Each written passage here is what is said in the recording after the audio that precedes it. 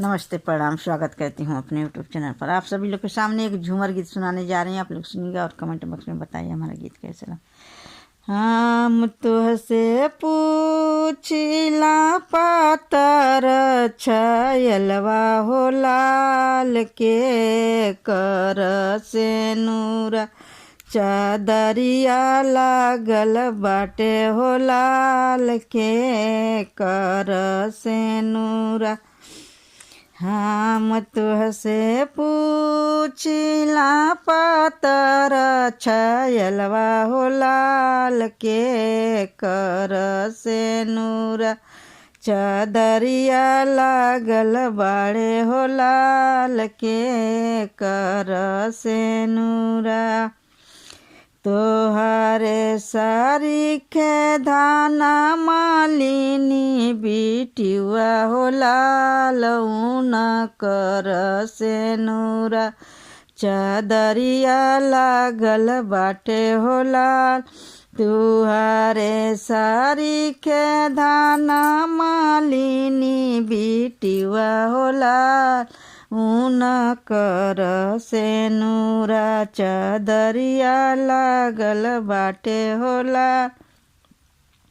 बरी जाना ए सासु अपन बेटवा हो लाल राउर बेटा छायला मालिनिया से लो भैला हो लाल।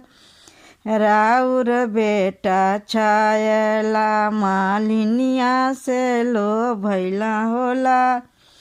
कैसे हम बरजी बहुअर अपन बेटवा होला हमर बेटा छायला बरी जलो ना माने होला। हमर बेटा छायला बरी जलो ना माने होला। हम तुहसे पूछिला पातर छयलवा हो लाल के कर से नूरा चादरिया लागल बाटे हो लाल के कर से नूरा। तोहारे सारी के धाना महरिन का बिटिवा हो लाल ऊन कर से नूरा चौनरिया लागल बाटे होला।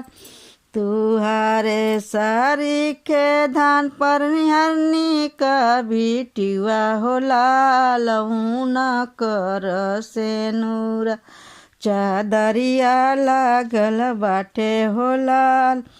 बर जाऊ गोतिनी हो अपन देवरवा हो लाल राउर देवर छायला पनिहरनी से लो भैला हो लाल।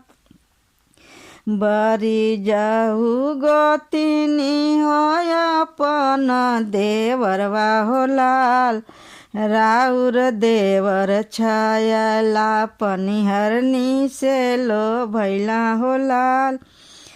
राउर देवर छायला पनिहरनी से लो भैला हो लाल। कैसे हम बरजी छोटी अपन देवरवा हो लाल हमर देवर छायला बरी जलो ना माने हो लाल। हमर देवर छायला बरी जलो ना माने हो लाल। हम तुहसे पूछिला पातर छयलवा हो लाल के कर से नूरा चादरिया लागल बड़े हो लाल के कर से नूरा। हम तुहसे पूछिला पातर छयलवा हो लाल के कर से नूरा चादरिया लागल बाटे हो लाल के कर से नूरा।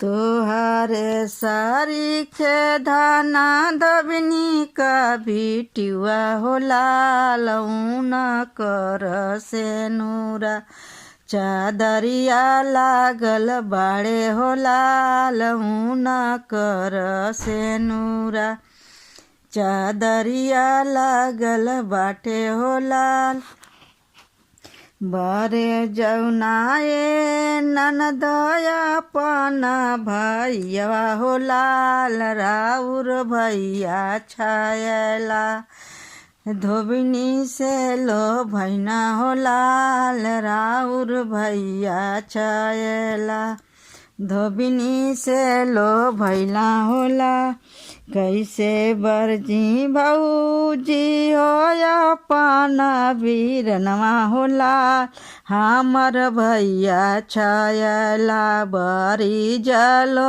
ना माने होला हमर वीरन छायला बरी जलो ना माने होला हमर वीरन भैया बरी जलो ना माने होला।